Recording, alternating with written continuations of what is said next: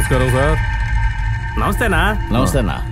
ఏంట్రంగా మీకోసం మేము వెళితే మా కోసం మీరు వచ్చారేంటి? మేము మీకోసం వచ్చామా? మీరేగా రమ్మన్నారు. మేము రమ్మన్నావా? ఆ మాటే అతను చెప్పాడు.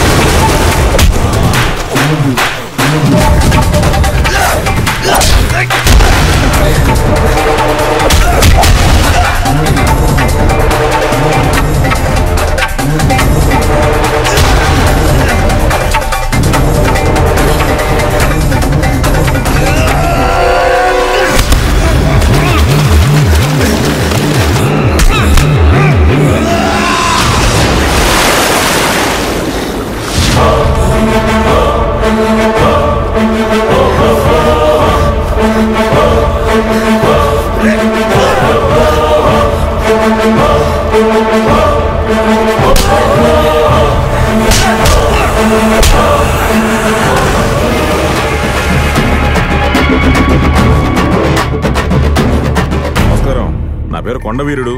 మీ గురించి మీ బావ ఆదికేశవ్ గురించి ఆర్డీవీ గారు చాలా చెప్పారు, కానీ నా గురించి మీకు తెలియదు కదా, అందుకే. ఏయ్ ఇదిగోనా, ఇదిగోండి, తీసుకోండి.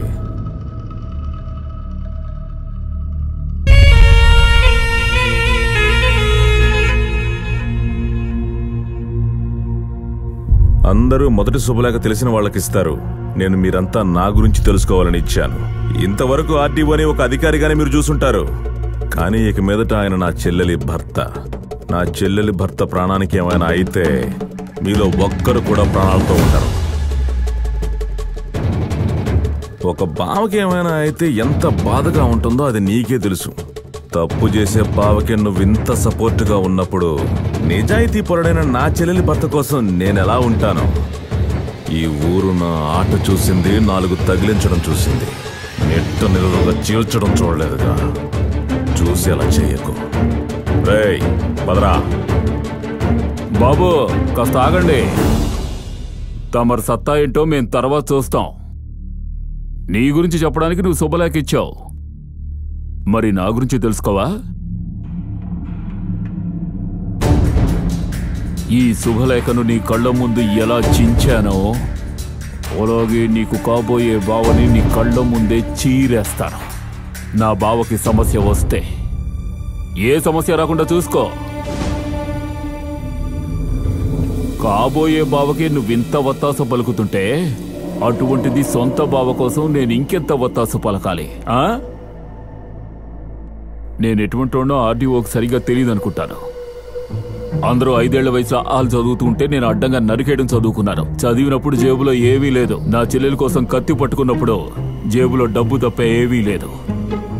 నేనెవరినైనా లేపేయడానికి కత్తిత్తానంటే ముందు గాబరా పెడతాను, తర్వాత భయాన్ని చూపిస్తాను, ఆ తరువాతే నా బలాన్ని చూపిస్తాను. నువ్వు నన్ను గాబరా పెట్టినప్పుడు నేను నీకు భయాన్ని చూపిస్తాను. నాకు నువ్వు భయాన్ని చూపిస్తే నువ్వు పరలోకంలో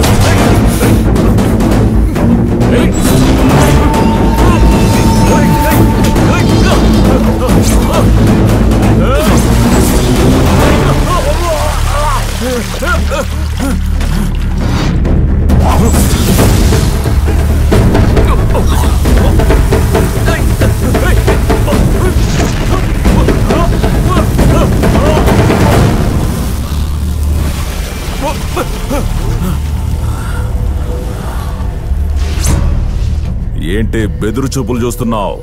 చంపడానికి 10 సెకండ్లు పట్టదు. ఇంకోసారి నన్ను రెచ్చగొడితే నిన్ను నీ బావని ప్రాణాలతో తగలబెడతాను.